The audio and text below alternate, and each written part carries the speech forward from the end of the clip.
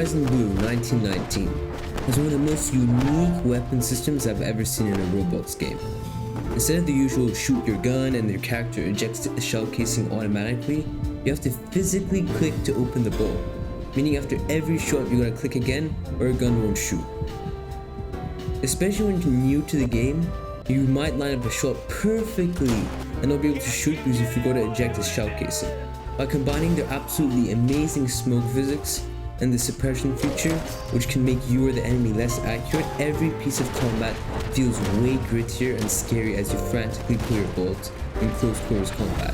You really have to play to see what I mean. The game has an incredible atmosphere. Additionally, you also have to manually place your bayonet on the barrel every time you spawn, adding to this really gritty feeling. There's plenty of times when I've forgotten to do this and get absolutely shanked like a tourist asking for directions in London. Another thing I noticed in Horizon Blue was how lethal and dangerous grenades were. Now to be fair, the maps in Horizon Blue are usually trenches and ruins of towns, and urban town areas. There's usually a mix of the three in each map as well, but like if you're throwing any sort of explosive in a tight space like that, then you're guaranteed to get some. But so almost every time I threw a grenade, I got a kill. And when defending an objective or attacking an objective, especially when you're inside places, the threat of grenades are real and dangerous. There's also lots of different classes which each have a unique role. For example, the French army have the LT riflemen, which uses semi-auto rifles instead of bolt action ones and are really good when it comes to defending areas. On the German side, you have shock troops, which a level 1 player will have a bolt action rifle and 3 grenades, while a rank 8 player will have a SMG, which can seriously stop a whole team of players if used correctly. You also have the Sapper. The Sapper has basically a shortened bolt action rifle and dynamite. Now usually when you're attacking, the Sapper isn't that useful, but when you're defending places, that dynamite can seriously change the whole game. You have like 4 pieces of dynamite and you press R and boom. The other classes are the machine gunner, which has an automatic rifle which can be really useful, especially when it comes to suppressing enemies, but that's really it for it. It's an important role, but like nothing much to explain. Then there's the officer, which has a revolver and is amazing for CQB, especially in the urban areas. And it also has a saber, which is also amazing in close quarters, but most importantly, the whistle, which I'm not exactly sure what it does, but I'm pretty sure it gives all the players around you a boost in health and speed, which means a good officer with a competent team can change the tide of the game with a good charge. Also, you have to manually pull the hammer back for the officer's revolver, which is pretty cool. That reminds me though, how does each game work? Well, you're lucky because I'm going to answer your question. At the start of the round, Germany is given what's called the initiative, which means everybody on Germany's team will vote for a map to attack, and France will defend. After either Germany loses or Germany takes 2 areas, France will have a chance for their initiative to be able to counterattack. And this will go on until all points of the map are captured by one team. Every time a map loads, it has its own story and blur. Just look at this. You are marching to the front line. Please wait. The Voie Sacrée, or Sacred Way, holds its name for the vital sacred role it played during the entire Verdun campaign of 1916, being constantly maintained day and night for 300 days by territorial regiments and civilians. You get the idea. I mean, just look how cool this art is of the maps. This is what I mean with how great the atmosphere is. And even just, the marching sounds in the loading screen, it really puts you into the immersive state of being a soldier in the Great War. But I feel like this game really does justice to the absolute atrocities and brutality of the Great War.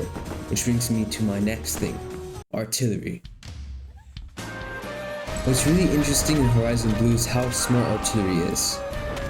If you're attacking an objective as Germany, German artillery will hit whatever you're attacking before you get too close.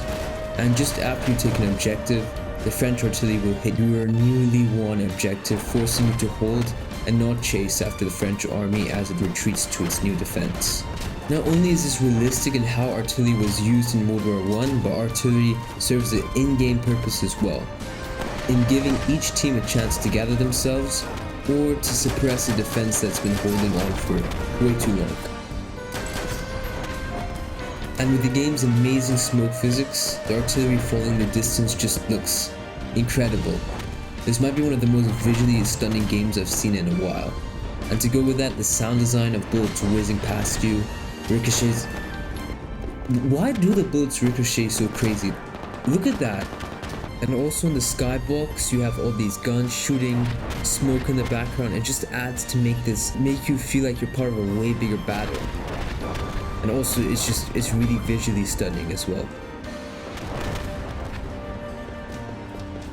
This might be the placebo effect because Germany has more games attacking than defending, but German artillery seems to be way more dangerous and destructive than the French, which if true would be historically accurate. I'm probably wrong, so go see for yourself. Tell me in the comments if this is true or not. Let's go on to the healing system. Healing. Whenever you're hit from shrapnel or bullets, you'll either die or be injured. And with such a realistic time to kill, it's a miracle if you're only injured. And when you're injured, you start bleeding. And while bleeding, your health will decrease until you die.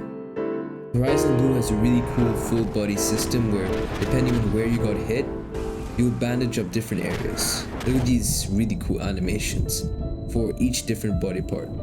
And these bandages will stay on you until you die and have to respawn. Be warned though, your health does not regenerate at all.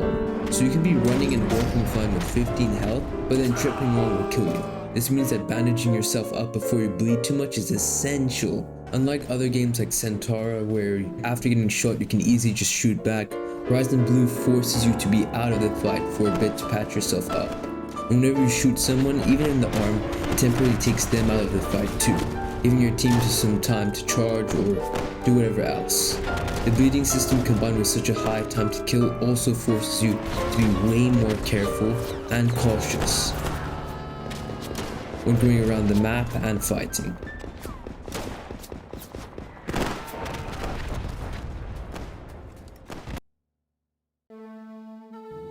Criticisms.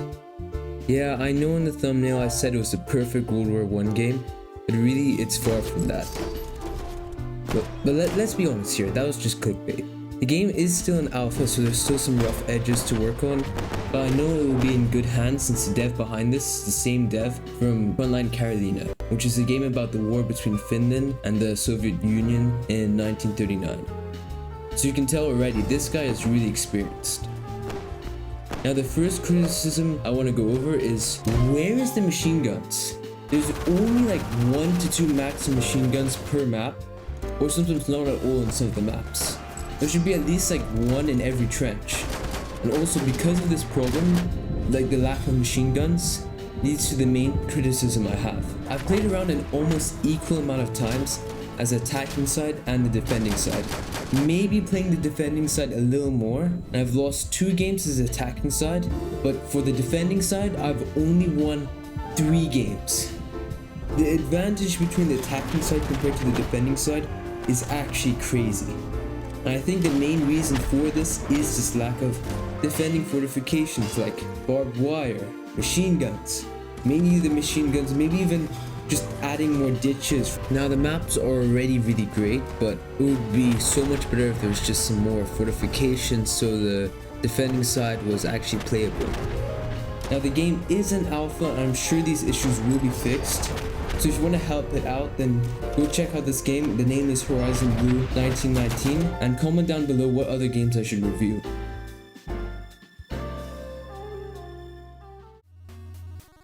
If you made it this far, you're a legend. Subscribe if you want, and goodbye.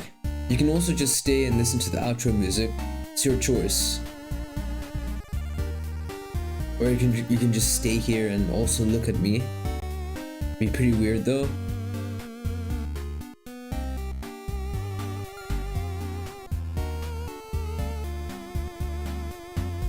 Do you really know got better things to do?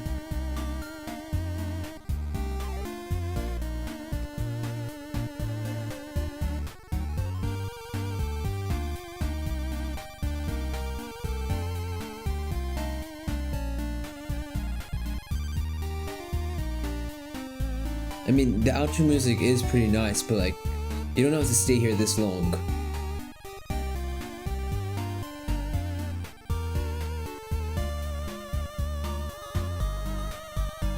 Alright, you can stay here, but I'm leaving.